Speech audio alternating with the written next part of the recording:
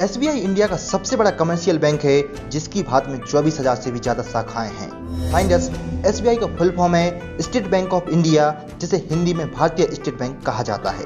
दुनिया के शीर्ष 50 ग्लोबल बैंकों में शुमार भारतीय स्टेट बैंक की प्रतिष्ठा भारत में इतनी ज्यादा है कि बैंकिंग क्षेत्र में नौकरी की इच्छा रखने वाला हर युवा एसबीआई में नौकरी करना चाहता है। इसलिए एसबीआई रिक्रूटमेंट में कौन कौन सी वैकेंसी निकलती हैं, एसबीआई के लिए कौन कौन से एग्जाम होते हैं, एसबीआई में नौकरी के लिए एलिजिबिलिटी क्या होती है, एसबीआई में एग्जाम पैटर्न, एज क्राइटेरिया, भर्ती प्रक्रिया में आरक्षण, एसबीआई की चयन प्रक्रिया और कोई भी छात्र एसबीआई के एग्जाम कितनी बार दे सकता है, ऐसे सभी महत्वपूर्ण जानकारियों को इस वीडियो में डिटेल में हमने आपको बताया है। तो फाइंडर्स, वीडियो को अंत तक जरूर देखें। चलिए आइए शुरू करते हैं और सबसे पहले जानते हैं भारतीय स्टेट बैंक में निकलने वाली वैकेंसी के बारे में। एसबीआई हर साल देश में युवाओं के लिए मुख्य रूप से 3 स्तर की नौकरियों के लिए रिक्रूटमेंट प्रोसेस शुरू करता है। ये हैं एसबीआई बैंक प्रोबेशनरी ऑफिसर या पीओ, एसबीआई बैंक क्लर्क और एसबीआई स्पेशलिस्ट ऑफिसर या एसओ। एसबीआई में होने वाले सभी रिक्रूटमेंट की प्रक्रिया ऑनलाइन होती है। यह वैकेंसी साल में सिर्फ एक बार निकलती है। एसबीआई में बैंक प्रोबेशनरी ऑफिसर, जिन्हें परिवीक्षाधीन अधिकारी कहा जाता है, सबसे ज्यादा प्रतिष्ठा वाली पोस्ट मानी जाती है। एसबीआई में पीओ के लिए हर साल लगभग 2000 वैकेंसी निकलती हैं। जनरली इसका एप्लीकेशन फॉर्म हर साल अप्रैल में निकलता है, जिसे ऑनलाइन भरना पड़ता है। एसबीआई में क्लर्क की वैकेंसी जूनियर एसोसिएट के नाम से आती है। फाइंडर्स, एसबीआई पीओ और क्लर्क दोनों के लिए एलिजिबिलिटी में जो अनिवार्य शैक्षणिक योग्यता होती है, उसमें उम्मीदवार को किसी भी मान्यता प्राप्त विश्वविद्यालय से किसी भी वर्ग में ग्रेजुएशन या स्नातक की डिग्री या उसके समकक्ष प्राप्त होना जरूरी है। यहाँ ध्यान रहे कि स्नातक अंतिम वर्ष के छात्र भी अप्लाई कर सकते हैं, बशर्ते उन्हें साक्षात्कार से पहले ग्रेजुएशन की डिग्री पेश करनी होगी। इसी तरह एसबीआई एसओ के लिए अनिवार्य एजुकेशन क्वालिफिकेशन में संबंधित विशेषज्ञता वाली विषय में ग्रेजुएशन की डिग्री होना अनिवार्य है। चलिए अब जानते हैं एसबीआई के लिए एज क्राइटेरिया क्या है। फाइंडर्स, एसबीआई में पीओ वैकेंसी के लिए किसी भी उम्मीदवार की आयु सीमा 21 वर्ष से कम और 30 वर्ष से अधिक नहीं होनी चाहिए, जबकि एसबीआई में क्लर्क बनने के लिए आयु सीमा 20 वर्ष से कम और 28 वर्ष से अधिक नहीं होनी चाहिए। स्पेशलिस्ट ऑफिसर के लिए 30 वर्ष और 33 वर्ष तक की अधिकतम आयु होती है, जो पोस्ट के प्रबंधन श्रेणी या मैनेजमेंट स्केल के अनुसार होती है। आरक्षण की बात करें तो क्लर्क, पीओ और स्पेशलिस्ट तीनों में ऊपरी आयु सीमा में अनुसूचित जाति और अनुसूचित जनजाति वर्ग के उम्मीदवारों को 5 वर्ष और अन्य पिछड़ा वर्ग के छात्रों को 3 वर्ष की छूट दी जाती है। इसके अलावा पीडब्ल्यूडी वर्ग में आने वाले शारीरिक रूप से अशक्त उम्मीदवारों को भी वर्ग अनुसार 10 वर्ष से लेकर 15 वर्ष तक की छूट मिलती है। ये तो बात हुई एसबीआई पीओ, एसओ और क्लर्क के लिए एलिजिबिलिटी की। चलिए अब एसबीआई पीओ और क्लर्क की चयन प्रक्रिया और एग्जाम पैटर्न को भी जानते हैं। फाइंडर्स, एसबीआई पीओ और क्लर्क दोनों की चयन प्रक्रिया 3 चरणों में होती है। पहले चरण की प्रारंभिक परीक्षा ऑनलाइन होती है, जिसमें वस्तुनिष्ठ या objective type multiple choice question पूछे जाते हैं। प्रारंभिक परीक्षा में अधिकतम 100 अंक होते हैं, जिसके लिए 1 घंटे का समय निर्धारित होता है। इस 1 घंटे की प्रारंभिक परीक्षा में कुल 100 प्रश्न होते हैं, जो 3 खंडों में होते हैं। एसबीआई पीओ के एग्जाम में अंग्रेजी भाषा के 30 प्रश्न, क्वांटिटेटिव एप्टीट्यूड के 35 और रीजनिंग के 35 प्रश्न होते हैं। इन 3 खंडों के लिए बराबर 20-20 मिनट का समय होता है, जबकि क्लर्क के प्री एग्जाम में अंग्रेजी भाषा के 30, रीजनिंग के 35 और न्यूमेरिकल एबिलिटी के 35 प्रश्न होते हैं। फाइंडर्स, यहाँ पर कई छात्र यह भी जानना चाहते हैं कि क्या एसबीआई के एग्जाम में नेगेटिव मार्किंग होती है, तो हम आपको यहाँ पर बता दें, एसबीआई के एग्जाम में नेगेटिव मार्किंग भी होती है और हर गलत आंसर के लिए उस क्वेश्चन के कुल मार्क्स का 1/4 काट लिया जाता है। लेकिन अगर कोई प्रश्न बिना उत्तर दिए ही छोड़ दिया जाता है तो उसके लिए मार्क्स नहीं काटे जाते।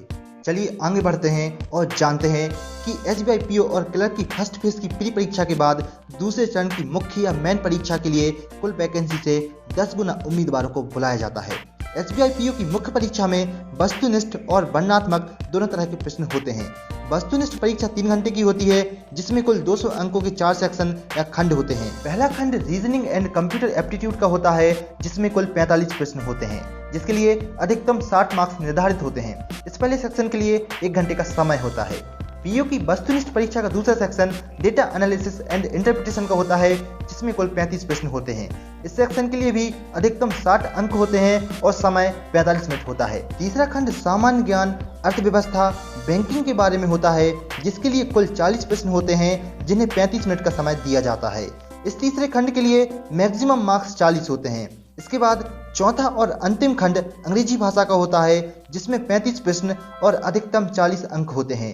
अंग्रेजी भाषा के इस सेक्शन के लिए कुल 40 मिनट की अवधि दी जाती है। फाइंडर्स, मेंस की इस ऑब्जेक्टिव टाइप की परीक्षा के तुरंत बाद ही डिस्क्रिप्टिव या वर्णनात्मक टेस्ट होता है, जो 50 मार्क्स का होता है। यह परीक्षा भी आपको ऑनलाइन ही देनी होती है। डिस्क्रिप्टिव टेस्ट 30 मिनट का होता है, जिसमें अंग्रेजी भाषा के 2 प्रश्न होते हैं। ये प्रश्न निबंध और पत्र लेखन से संबंधित होते हैं। आइए पीओ की मेंस के बाद अब क्लर्क की मेंस एग्जाम की बात करते हैं। फाइंडर्स, क्लर्क के मेंस एग्जाम में कुल 190 प्रश्न होते हैं, जिनके लिए अधिकतम 200 अंक दिए जाते हैं।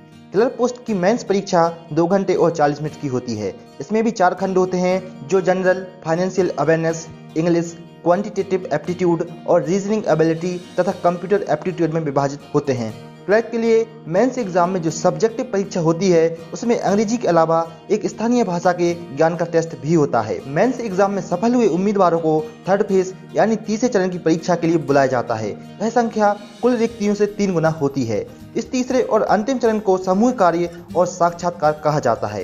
इसमें कुल 50 अंक होते हैं। लेकिन फाइंडर्स, यह साक्षात्कार यानी कि इंटरव्यू जिसकी हम बात कर रहे हैं, यह सिर्फ एसबीआई पीओ एग्जाम के लिए होता है। इसका मतलब एसबीआई क्लर्क में इंटरव्यू नहीं होता है। एसबीआई क्लर्क में सिर्फ प्री और मेंस एग्जाम ही होता है और इसी के बेसिस पर भर्ती की जाती है।